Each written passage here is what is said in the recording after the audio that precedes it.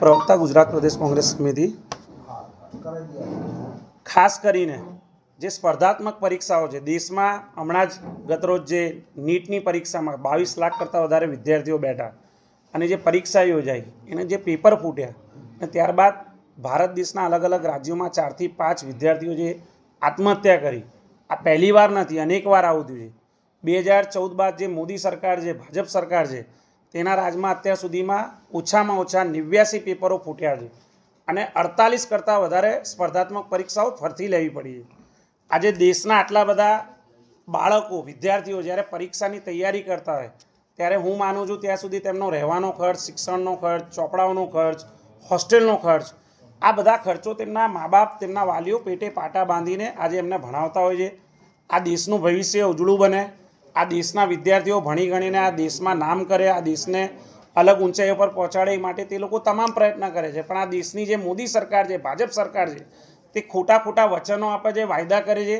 તે લોકો વિદ્યાર્થીઓની સ્પર્ધાત્મક પરીક્ષાની એક સિસ્ટમ સેટ નથી કરી શકતા કે તેમને સિક્યુરિટી નથી આપી શકતા કે તેમની પરીક્ષાઓ શાંતિપૂર્વક યોજાય અને કોઈ છિંડા ના રહે, કોઈ ત્રુટિ ના રહે। આજે આટલી બધી પરીક્ષાઓ, સ્પર્ધાત્મક પરીક્ષાઓમાં આ પ્રકારના જે છિંડા આવે છે અને આ પ્રકારે જે વિદ્યાર્થીઓને આત્મહત્યા કરવી પડે છે, આ દેશ માટે બહુ શરમજનક છે।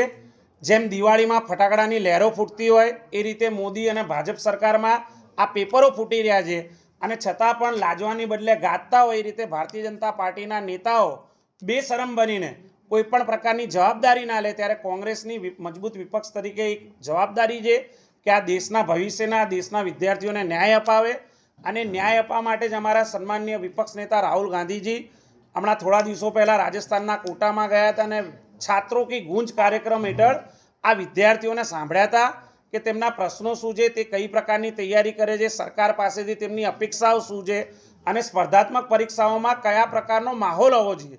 જો અમે મોદી સરકાર અને ભાજપ સરકાર ટૂંક સમયમાં જ શિક્ષણ મંત્રીનું રાજીનામું નહીં લે તો આવનારા દિવસોમાં આખા દેશમાં અલગ અલગ રાજ્યવ્યાપી આંદોલન થશે।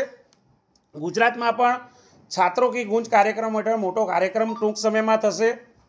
આગામી 25 જૂનના રોજ ભારત દેશના મોટા મોટા મહાનગરોમાં ભારતીય રાષ્ટ્રીય કોંગ્રેસના શીર્ષ નેતૃત્વ દ્વારા પ્રેસ કોન્ફરન્સ કરવામાં આવશે। આગામી દિવસોમાં આ વિદ્યાર્થીઓની લડાઈને કોંગ્રેસ પોતાની લડાઈ બનાવશે। સડકથી લઈને સંસદ સુધી અમે આ કાર્યક્રમનું આયોજન કરીશું અને ભવિષ્યમાં ફરી કોઈ પેપર ના ફૂટે, ભવિષ્યમાં કોઈ વિદ્યાર્થી આત્મહત્યા ના કરે એ બાબતે ચિંતિત થઈને એને ન્યાય આપવાના અમે પ્રયત્ન કરીશું। નમસ્કાર।